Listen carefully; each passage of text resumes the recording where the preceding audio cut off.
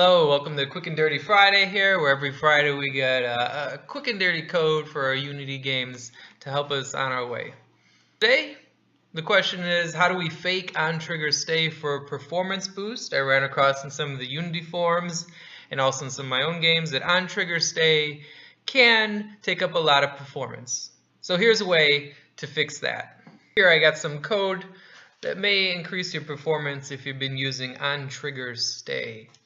So recently, where I was using something like this where it was OnTriggerStay, and this is being called very often, and it was quite a performance hit on the game I was working on.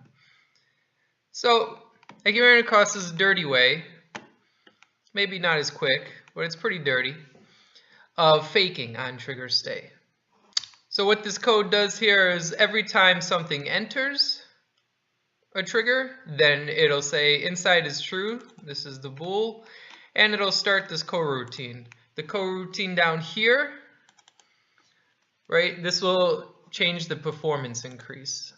What I mean by that, if you do wait for seconds, you can add seconds in here, and that'll give you a better performance bump than wait for end of frame. And this is something you want to play around with yourself, because maybe the end of frame is good enough and the wait for 1 second isn't, and vice versa.